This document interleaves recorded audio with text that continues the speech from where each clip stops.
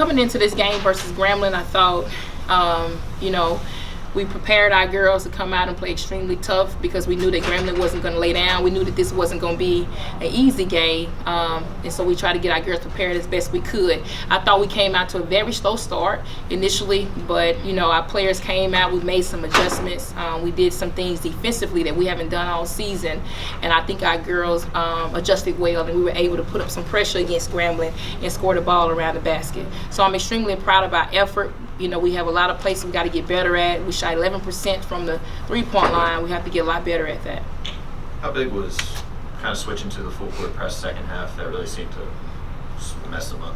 Yeah, I knew we had to get up and pressure them. I knew their guards can handle the pressure well. And so that press that we put on was something I just kind of threw out there. We haven't worked on it in a while, but my players trusted me. They trusted each other, and they went out and got it done. We put our quickest players up on the ball. We put a guard up on the ball, and they just made it happen for us. That was the momentum change for us. We were able to get some quick steals out of it. And I think at that moment, Grambling kind of lost some confidence from that pressure. How much hesitation was there to kind of roll something out that y'all haven't really worked on in practice?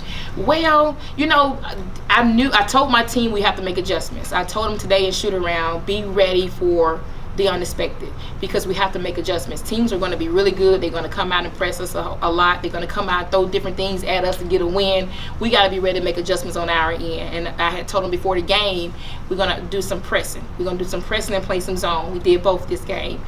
We hadn't played a whole lot of zone either. So you just have to keep making those adjustments until we can find the right pitch for the team.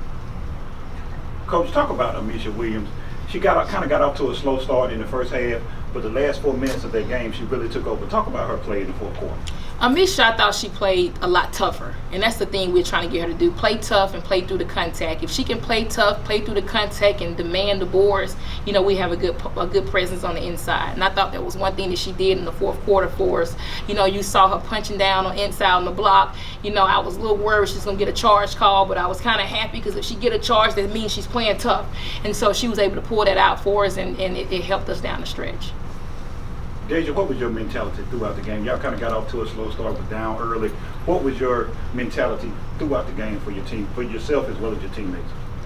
Yeah, we did get off to a slow start, but my mentality was defense. I knew that me and my teammates, we had to get going on defense, and our defense turns into offense, so we picked it up at the end.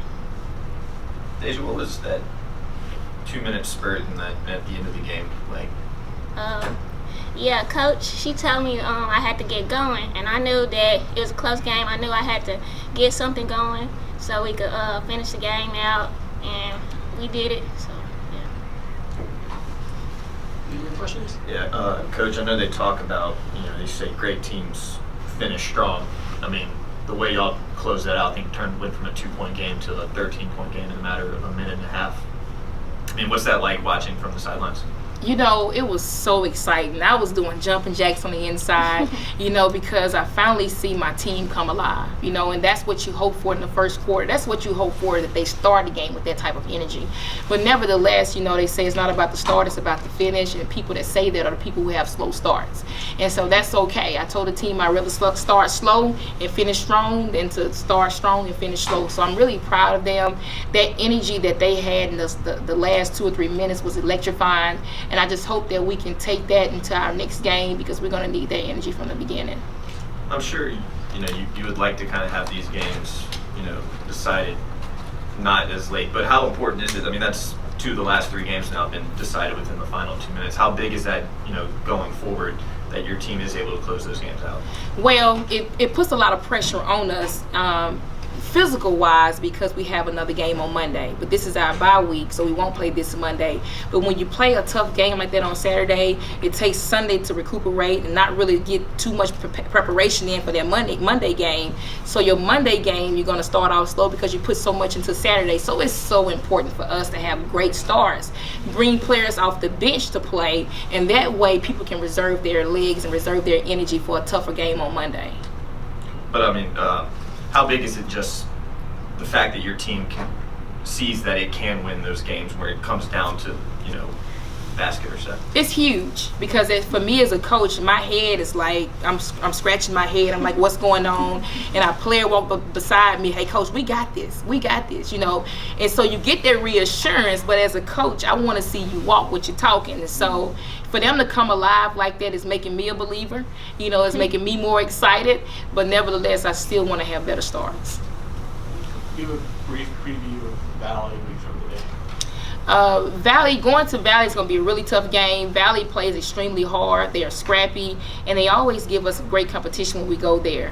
We just got to play heady. We got to play smart, and again, we have to come out with a better start, and we got to have an extremely strong finish going into Valley. And Arkansas Pine Bluff is they're going to play just as hard when we go to their place.